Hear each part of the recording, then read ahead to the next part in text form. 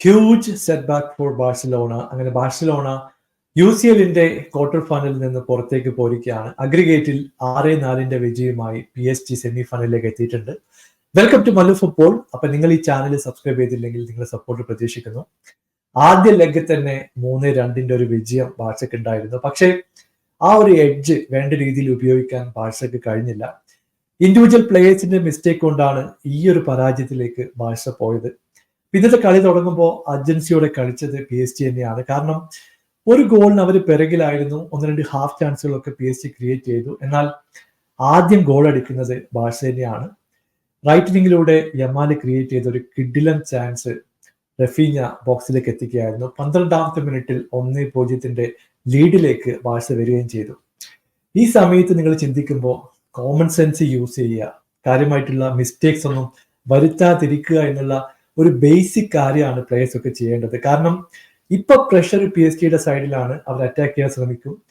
കൂടുതൽ counter attacking അല്ലെങ്കിൽ opportunity ഒക്കെ ബാഴ്സയ്ക്ക് കിട്ടുന്ന ഒരു സിറ്റുവേഷൻ ആണ്. എന്നാൽ ഇതിന്റെ നേരെ വിപരീതമായിട്ടാണ് പല പ്ലേയേഴ്സും ബിഹേവ് ചെയ്തത്.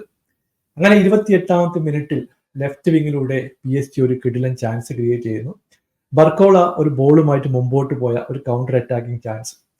അറോഹോ ബർക്കോളയെ ബോക്സിന് തൊട്ടു പിറകിൽ വെച്ചിട്ട് ഫൗൾ ചെയ്യുന്നു. ഒരു clear cut goal scoring opportunity ആയിരുന്നു. ലാസ്റ്റ് മാനാണ്. റഫറി ഇന്റർവ്യൂ ചെയ്ത് അറോഹോക്ക് റെഡ് കാർഡ് കിട്ടുകയും ചെയ്തു. ഈ ഒരു റെഡ് കാർഡോടെ കളിയുടെ ഗതി ആകെ മാറി മറിഞ്ഞു എന്ന് പറയാതിരിക്കാൻ വയ്യ. പിന്നീട് ഒരിക്കലും ബാഴ്സയ്ക്ക് കളിയിലേക്ക് തിരിച്ചു വരാൻ സാധിച്ചില്ല. അങ്ങനെ പതുക്കെ PSG കളിയുടെ കടിഞ്ഞാൻ ഏറ്റെടുത്തു. 40ാമത്തെ മിനിറ്റിൽ ബർക്കോള മറ്റൊരു കിടിലൻ ചാൻസ് ക്രിയേറ്റ് ചെയ്തു.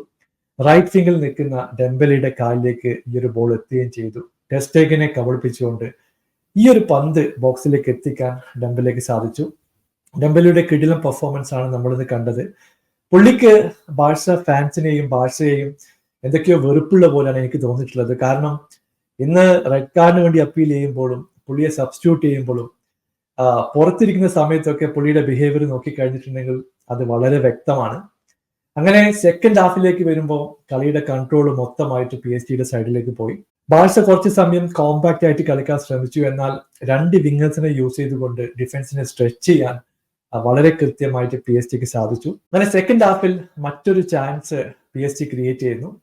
മിഡ്ഫീൽഡിൽ വെച്ചിട്ട് വിറ്റീഞ്ഞയുടെ ഒരു കിഡിലം ഷോട്ട് ടെർ സ്റ്റേഗന് തടയാനായില്ല. എനിക്ക് തോന്നുന്നു പ്ലേസ്മെന്റ് സ്പീഡ് കൊണ്ട് മാത്രമാണ് അത് കൺവേർട്ട് ചെയ്തത്. അങ്ങനെ 2-1 ലീഡിലേക്ക് PSG എത്തുകയും ചെയ്തു. ഈ ഒരു അവസരത്തിൽ നിങ്ങൾ അഗ്രിഗേറ്റ് സ്കോർ നോക്കിക്കഴിഞ്ഞാൽ 4-4 എന്നുള്ള സിറ്റുവേഷൻ ആയിരുന്നു. ബാഴ്സയ്ക്ക് വേണമെങ്കിൽ കുറച്ചുകൂടി ടൈറ്റ് ആയിട്ട് കളിക്കാം, വേണമെങ്കിൽ കോമ്പാക്റ്റ് ആയിട്ട് ഡിഫെൻഡ് ചെയ്തുകൊണ്ട് എക്സ്ട്രാ ടൈമിലേക്കോ അല്ലെങ്കിൽ പെനാൽറ്റിയിലേക്കോ ഒക്കെ കാര്യങ്ങൾ കൊണ്ടുപോകാനുള്ള ഒരു ചാൻസ് ഉണ്ടായിരുന്നു. പക്ഷേ മറ്റൊരു ഇൻഡിവിജ്വൽ മിസ്റ്റേക്ക് ആണ് ആ സമയത്ത് നമ്മൾ കാണുന്നത്. ഡെംബലെ മറ്റൊരു ചാൻസ് ക്രിയേറ്റ് ചെയ്തു. ബോക്സിലേക്ക് വന്ന ഡെംബലയെ ക്യാൻസൽ ഫൗൾ ചെയ്യുന്നു. അതൊരു പെനാൽറ്റി ഓപ്പർച്യൂണിറ്റി ആയിരുന്നു. ഓൺഫീൽഡ് റഫറി പെനാൽറ്റി അനുവദിച്ചു.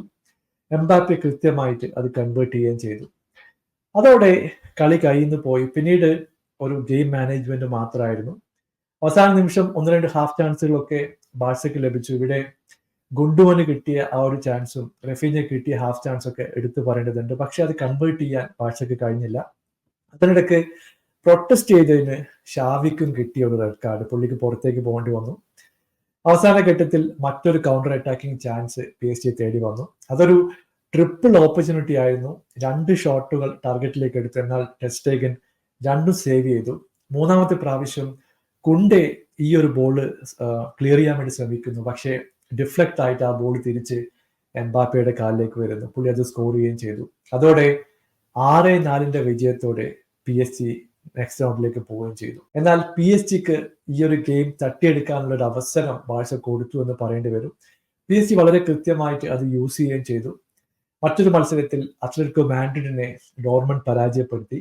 അപ്പോൾ സെമി ഫൈനലിൽ ഡോർമണ്ട് വേഴ്സസ് PSG എന്നുള്ളൊരു മത്സരമാണ് വരാൻ പോകുന്നത്. നിങ്ങളുടെ അഭിപ്രായം താഴെ അറിയിക്കുക. പുതിയൊരു വീഡിയോയുമായി വീണ്ടും കാണാം. Thank you so much for watching. Bye for now.